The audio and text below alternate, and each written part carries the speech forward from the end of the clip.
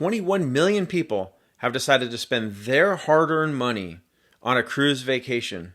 How does that compare to other vacations, and why did they make that choice? That's what I'm going to dive into today. You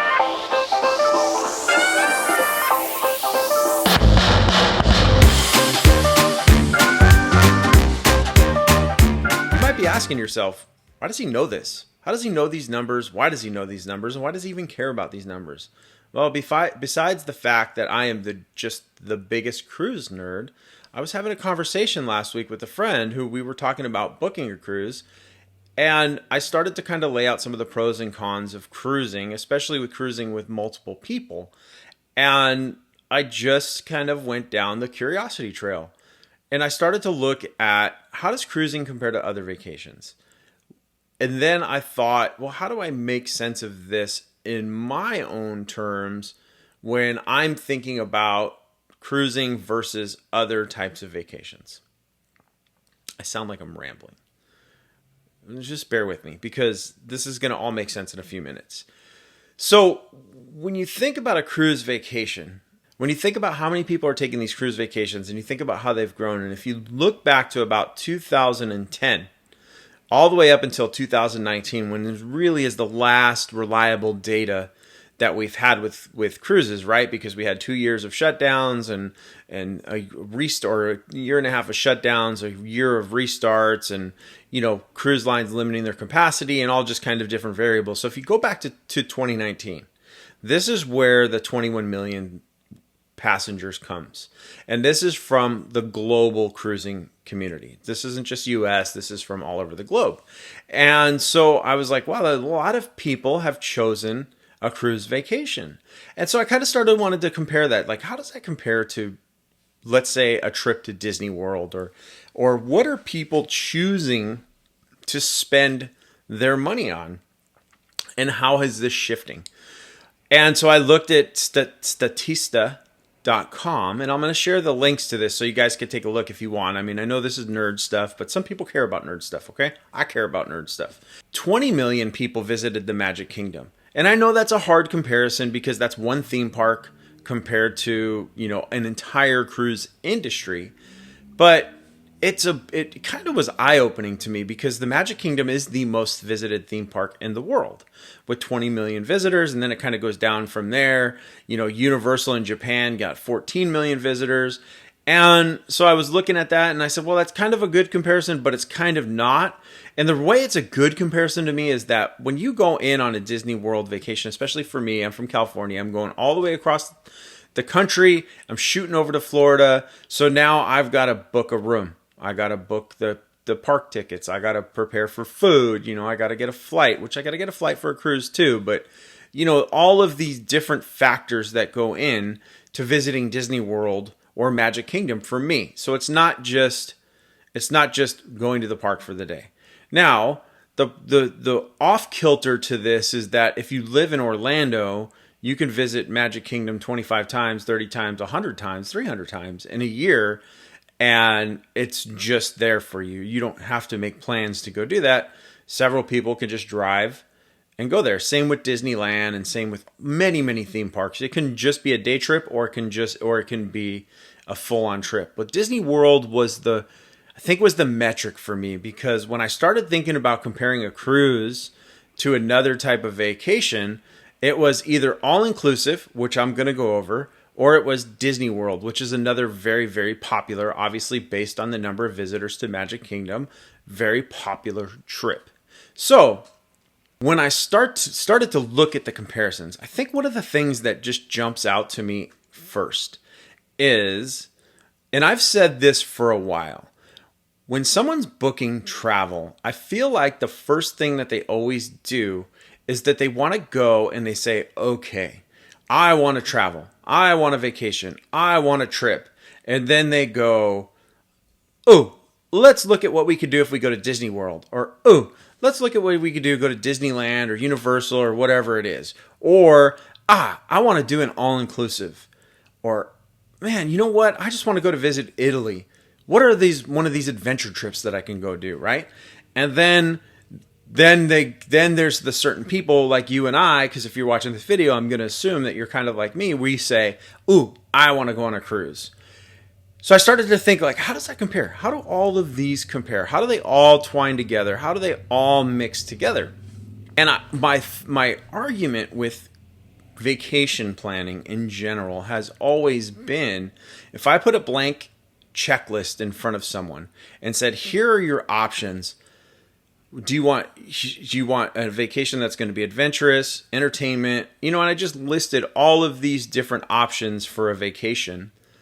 And then you picked all of the different options that you wanted to make sure that you met on your vacation. Like, you're adventurous, you want to see different places, you love good food, all these different things. And then you looked at the end, 9 times out of 10, I could find a cruise for you, or someone could find a cruise for you, because it's going to check off all of those little marks.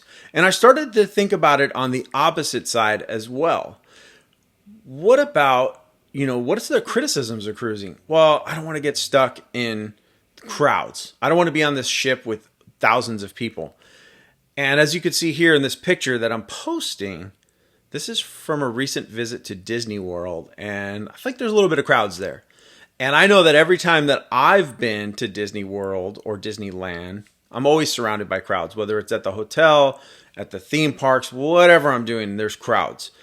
When I went to Italy, I'm walking around the fountains or the Colosseum, or wherever I was, there's crowds. There's always people. So unless your idea of a vacation, if you literally click off, I don't want to see people, well, then your vacation might be going to get an Airbnb in the woods and just enjoying what you enjoy, right? Nobody's pressuring anybody to do anything. But if you truly don't want crowds, you're really going to push yourself in a certain direction. If you're saying that you don't want crowds, but you're going to book Disney World, well, I got some options for you. And that's just kind of what I'm trying to lay out here. So when I started to think, when I was talking with my friend last week, and we were talking about what is some of the benefits to a cruise? And there are some really significant benefits when you cruise, especially when you cruise with multiple people. And I'm going to use a small comparison of Disney World trip to a cruise, just so I can kind of lay this part out. But before I get there, let me just take 1 second to ask you guys to subscribe to my channel. I would really appreciate it if you just took that 1 extra second, hit that thumbs up button, click that subscribe button, hit that little notification bell, and then this way you guys will know whenever I'm putting out a new video to help you guys in your cruise planning stages, and also kind of to follow along with me while I'm out there exploring the world. So anyway, back to what I was saying. So the first thing that I kind of wanted to make the comparison on, and again, we're kind of just focusing on Disney World and a cruise. Straight, just easy. And the first thing is, when you're at Disney World with a group of people and someone gets hungry, you got to find a food booth. You got to go stop what you're doing. You got to get out of some lines or finish a line and then go get food. And then if you're with the group, the entire group can kind of be affected by that because they're having to go with you to hit that group. And I know on one of my trips, it was really funny to watch because it seemed like after every single ride, someone different was hungry, or someone different wanted a different snack, or someone different wanted something different. And that was just it made me laugh because it was so frustrating, but you just have to laugh because, right, you're with the group and you just kind of got to go along to get along. But when you're on a cruise, that's taken away. So when you're on a cruise, if you get hungry and you're sitting by the pool or you're on the slides or you're doing an activity, hey, just go right over there real quick and go grab some food. Just go do your thing. It's no big deal. We'll meet you right here. Now, you probably could do that at Disney World, but the timing that it takes to get the food and find someone and meet up and walk the big parks, it's a much different environment. It's a much different setting. The second thing when it comes to being at a theme park versus being on a cruise is just timing, right? I'm an early riser. I like to get up. I like to get going. I like to get busy. I like to be involved in whatever's going on. Sometimes people in my group, they like to sleep in. They want to go, out later, and they're going to wake up later, and we're on just 2 different timetables.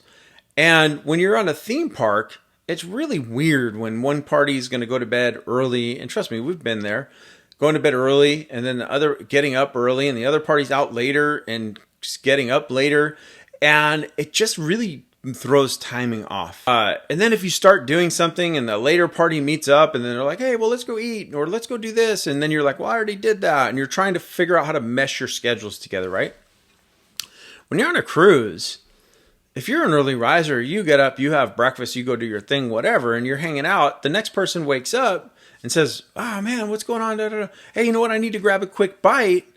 I'm a little hungry. And just go right there, right? The same thing as before. The food, that's right there. I'll be right here waiting for you.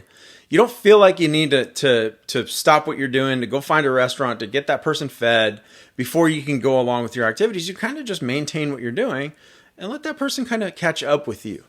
So those are two of the first really big, I think, comparisons for me from just a theme park vacation to a cruise vacation. Now, if you're comparing some of this stuff to an all-inclusive vacation, I think that there still are some benefits to a cruise over the all-inclusive. I stayed in an all-inclusive that had about 4 different restaurants. The timing of the restaurants was all different. And granted, so are they on cruise ships, but there always seemed to be more consistent food times on a cruise ship than the all-inclusive that I was at. Now, that I've only done one all-inclusive, so it could have just been that all-inclusive. As a matter of fact, I'd like to know from you guys, if you've been to an all-inclusive, have you noticed that there's difference in times of food serving versus like a cruise ship? Let me know in the comments below. Let me know down there. All right? So you got the food with the all-inclusive. Now, one of the other things I think a lot of people really want from their vacations is entertainment. And I got to tell you, this was a part of the conversation too, that when I was talking to my friend about booking a cruise, I started to kind of mention all of the entertainment options that are available on a cruise ship. And I kind of started to think again, I'm down this curiosity trail. I was like, well, how does that differ from Disney or from being at a theme park vacation? And it's very comparable.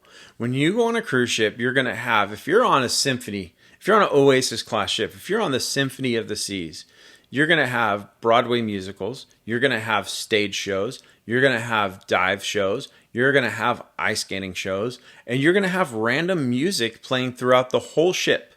Just that's part of it. It's included, it's there, it's available for you. When you're at Disney World, you're going to have stage shows, you're going to have musicals, you're going to have bands playing throughout the park. So if that kind of stuff is important to you, you really can't count out a cruise vacation compared to a theme park vacation. They're very similar. The next thing that I started to think about was, what about attractions, right? Well, again, these cruise ships, they're covering that basis.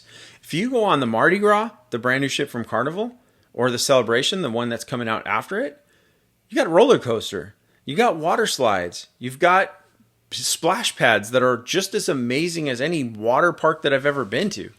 They really have fit in. And if you're going to a private island for Royal Caribbean, Coco Cay, which we talked about in my last video, man, now you're like full on themed water park. And on the ships, you've got rock climbing walls, surf simulator. You've got enough activities to keep you busy during your whole entire vacation. And so, you might not get the Space Mountain, and you might not get the Seven Dwarfs Mine Train, and you're probably not going to get a rock and roller coaster, but you have enough attractions and thrill rides to satisfy your desire for that type of vacation. So now let's break it down. We got the food, we got the convenience, we've gotten the attractions, we've gotten the entertainment.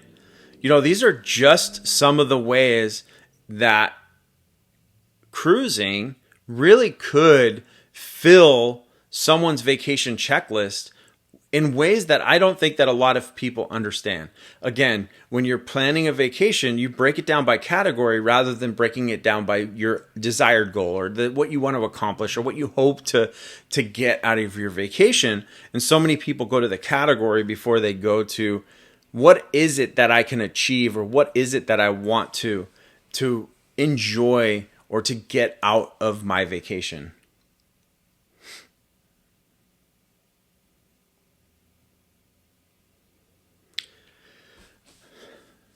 And I think one of the other things that is mostly forgotten, and I kind of even jolted myself into some memory of this on my last Disney World trip. So me and my son went in July of this year, and I planned a down day. So in my opinion, that would be a cruise C day. I said, you know what? We're going to have this day. We're going to not get on any rides. We're not going to any theme parks. We kind of sandwiched it right in the middle. And in that day, we decided to just take part of what does the hotel offer and what can we do? Where can we go eat? Can we try something new? And it was really a fun day. And one of the things that stood out to me was the organized activities at the pool. And my son, I just got to hang out with them. They were doing trivia. They were doing like line dancing and duck games, and they were having so much fun. And that it just got me thinking, I'm like, man, this is what a cruise is like every single day. This is why I love the cruising so much.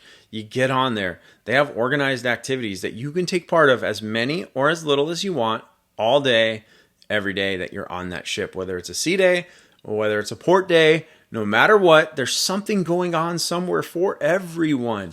It is fantastic. And again, you don't have to do it. And I think one of the criticisms of cruising is either one, there's going to be nothing to do. That's wrong.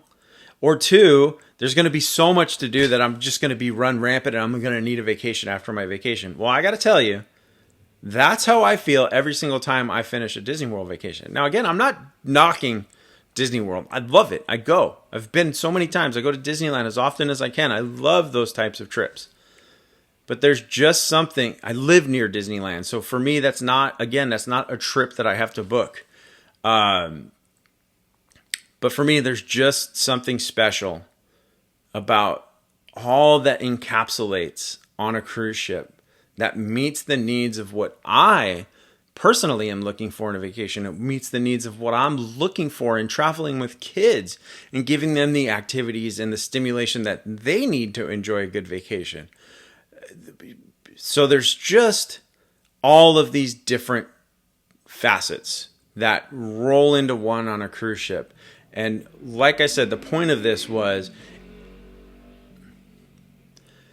is if you made a checklist and you went down that checklist and you said, these are the things that I want to accomplish, 9 times out of 10, I promise you, I could find you a cruise that will match with your desires that you have for your vacation. All right, guys. Well, I think that's about it for today. I hope that wasn't too all over the place. Again, if you've made it this far in the video, I please ask you to subscribe to my channel. Hit that little notification bell and give me a thumbs up. Help me grow this channel. Help me grow this channel. And I look forward to talking to you guys again soon. See you out there, just out exploring.